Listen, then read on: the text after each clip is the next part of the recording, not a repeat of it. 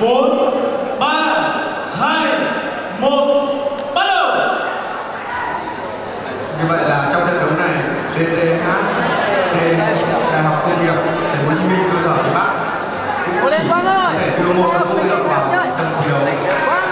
Bên cạnh đó thì WRU sử dụng tới 3 robot tự động, và tôi nhìn thấy là robot tự động của WRU đã nhận được một cover màu trắng để ghi 6 điểm cho Đại học.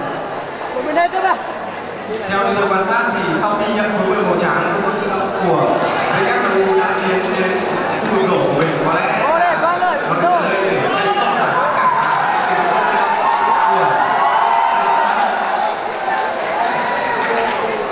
chúng tôi nhận thấy rằng WRU có một lần nữa tiến về trọng cạnh, nhưng mà đi vào màu trắng không.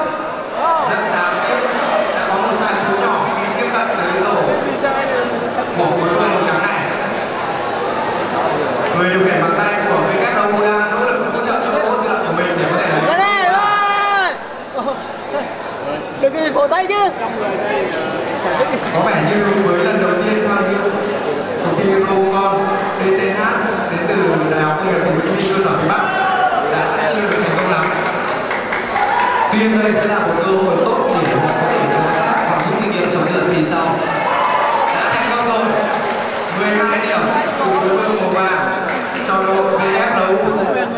Và bây giờ robot tự động của đội WRU đã đánh rất an toàn trong vùng chung.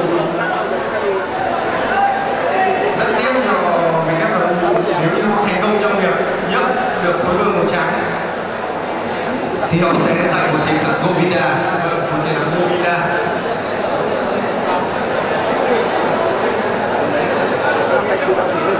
Lúc này thì tất cả các robot trong vùng tự động đều đã ngừng hoạt động, Và mọi ánh mắt nhìn chúng ta sẽ chuyển về những robot điều khiển bằng tay.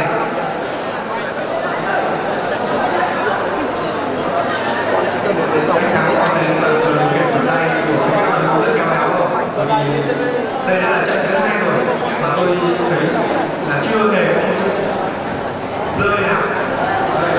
Vâng, Mang những cái chiếc bầy và cuối format về cái rổ của mình.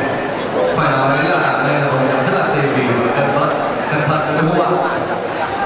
Chúng tôi xin được nhắc lại là một khối format trên mình đặt vào rổ sẽ được tính là 3 điểm.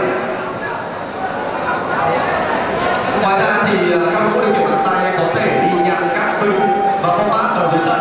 Thời gian đang dừng cộ. 4, 3, 2, 1, hết giờ. chúng ta sẽ cùng chờ